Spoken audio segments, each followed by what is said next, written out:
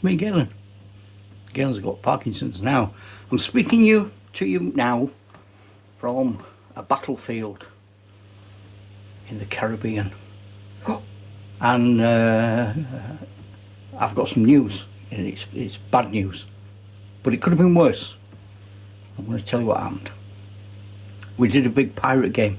There's a video going to go on about it, and it was a lot of pirates based on an historical event. Stuart sorted it all out, did a brilliant job, and Jimmy had done all the scenery. It looks fantastic.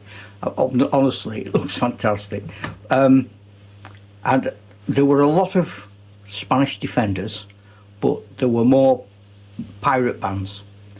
And my captain, who commands my band, Sir Pelham Cardew's Gentlemen Adventurers, of which there are other videos about him, went as an observer, and he joined a group of woodsmen, not to fight, but just to be involved, to make contact with the woodsmen, really, in case I wanted to have some liaison with them later on.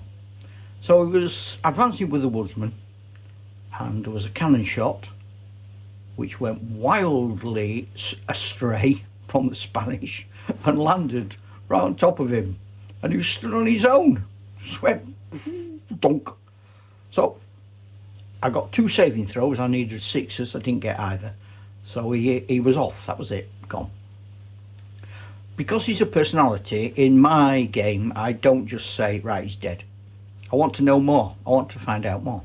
And I have a chart, and you throw a d20, it tells you what part of the body was hit, and I have a d20, it tells you how bad it is. But I thought I'd try something different today. I've tried it for you, and I'm going to tell you what happened. So I went to AI. I'm not going to say which one, because there's lots. Which one you choose, try it. So I went to my AI favourite chatty thing, and I told it what had happened.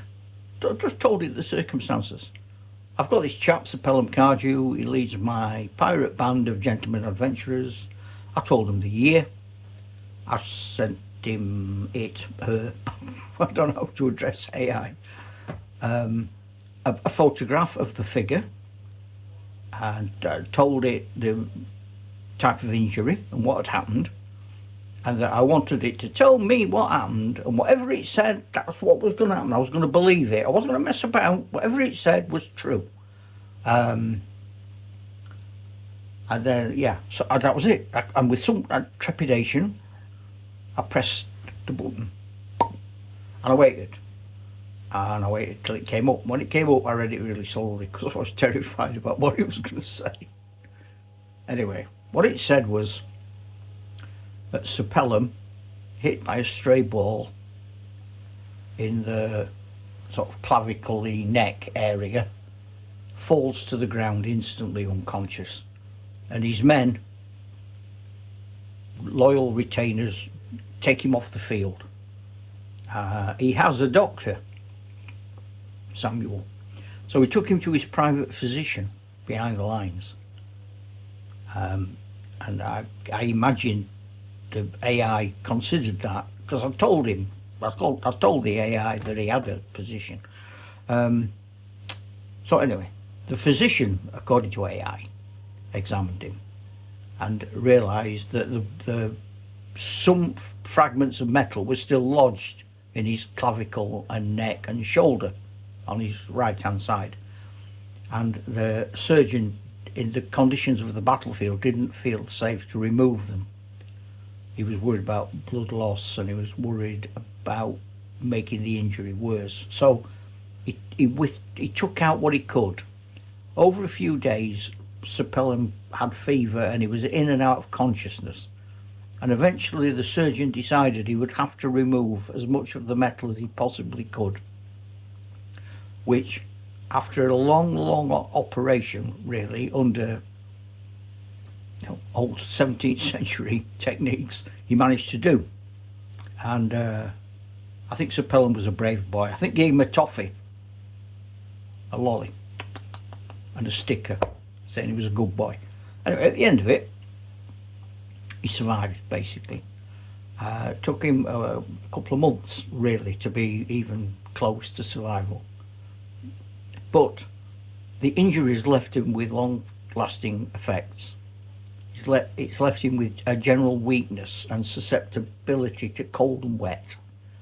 He has really lost any useful battle fighting potential of his right arm, so he can't wield a cutlass or a pistol in that hand.